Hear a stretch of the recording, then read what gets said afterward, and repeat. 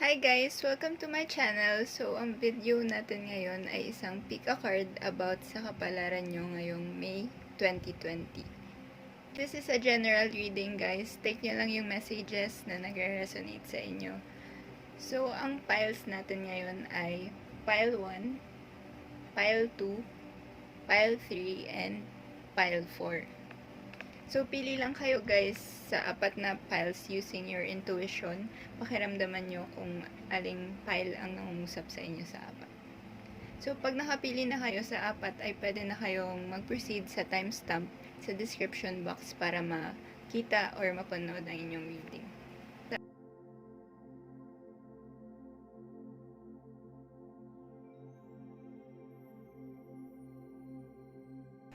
Para po sa mga pumili ng pile 1, ito ang inyong reading.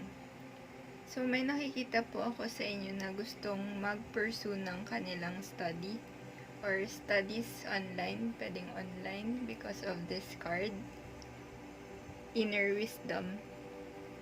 Maaari din pong marami kayong matutunan this month because may explore kayo or gusto nyong i-explore na course or path na may connection sa inyo. Maaari din pong marami kayong matutunan this month because may explore kayo or gusto nyong i-explore na course or path na may connection sa inyo. So, maaari din pong may mga matupad kayong pangarap this month because of this card. And may mga interested din po sa spirituality because of this card. Surrender to the Divine and High Priestess. And may maaari pong ma-reveal na katotohanan or about confession this month because of this card. So, maaari pong may mangyaring powerful change because of this card and because sa katotohanang ma-reveal.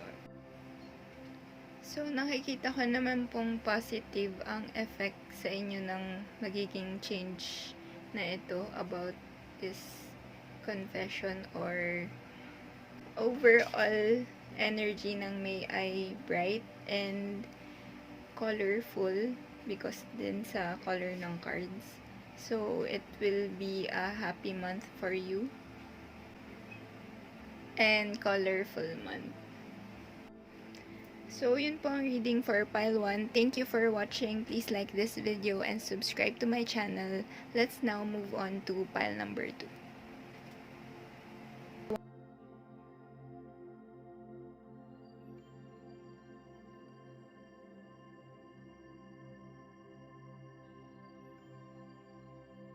Para po sa mga pumili ng pile 2, ito ang inyong reading. So, nakikita ko po ay maaaring may maganap na alitan sa inyong tahanan. So, ang advice dito ay communication is key. So, maaari rin pong kayo ay Gemini. So, meron din po sa inyo nag-iisip kung saan pupunta or kung anong path ang tatahakin sa inyong buhay ngayon. So, ang advice ay take the leap of faith and your commitment is being tested. So, kung anong gusto, pag-isipan nyo kung anong gusto nyo, kung saan kayo magkakaroon ng growth in life, and don't be afraid to take the leap of faith.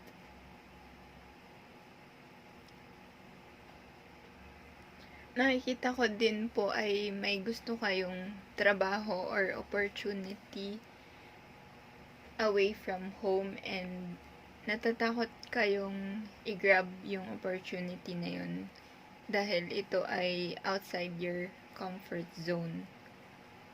So, you have to make a decision about sa opportunity na yun. So, maaari din pong kayo ay natatakot magdesisyon dahil kayo ay may past life trauma about sa sitwasyon. So, ngayong month of May po ay mga kailangan pa kayong ayusin and pagdesisyonan tungkol sa inyong buhay or path. So, advice guys ay ibigay niyo yung 100% niyo once kayo ay nakapag-decide na sa bagay na gusto nyong gawin. So, yun guys, ang reading for pile 2. Thank you for watching. Please like this video and subscribe to my channel. Let's now move on to pile number 3.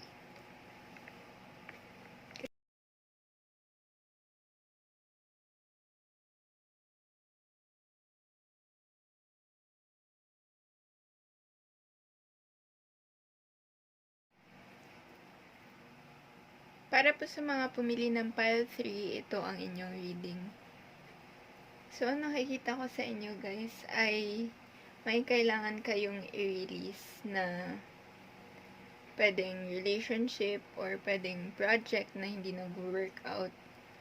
And maraming cards guys ang nagsasabi na ang situation na ito or taong ito ay hindi para sa inyo. So, the old must be released so that the new can enter. So, feeling nyo din guys ay nagkulang kayo dahil ang isang bagay na ginagawa nyo ay hindi nag-work out. So, ang advice ay you are good enough. Hindi lang talaga para sa inyo itong bagay na ito. So, nakikita ko din guys na kayo ay nasaktan about something or about sa isang situation.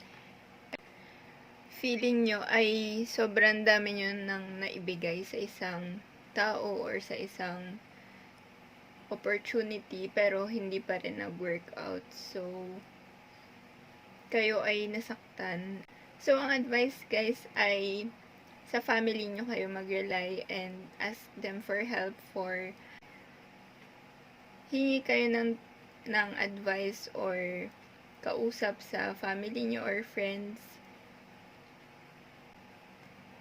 Feeling nyo din guys ay minsan wala kayong energy, so ang kailangan nyo ay detox, pwedeng sound cleansing or mag-exercise upang mawala ang inyong mga negative energies sa katawan. Yun guys, ang reading for pile 3. Thank you for watching. Please like this video and subscribe to my channel. Let's now move on to pile number 4.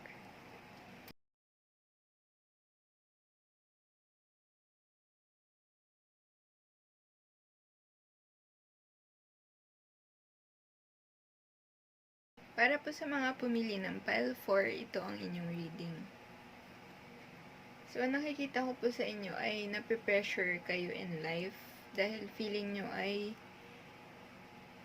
wala pa kayong na-achieve or konti lang ang na-achieve nyo within this past few months or few weeks. So, wag kayong ma-pressure guys. May is a time for healing and adjustments are required. Ang advice po sa inyo ngayong May ay mag-detox kayo or mag-cleanse dahil feeling nyo ay burn out na kayo and huwag nyong papabayaan ang inyong katawan and pagtulog or pagkain. So, ang May is a time for healing sa inyo. And may nakikita din po ako for you na isang opportunity, maaring job opportunity, and ito ay magdadala sa inyo ng stability in terms of financial, and luck is on your side then in terms of job or this opportunity. So, nakikita ko din guys na may meet kayong bagong friend na reliable and maaasahan nyo ngayong May.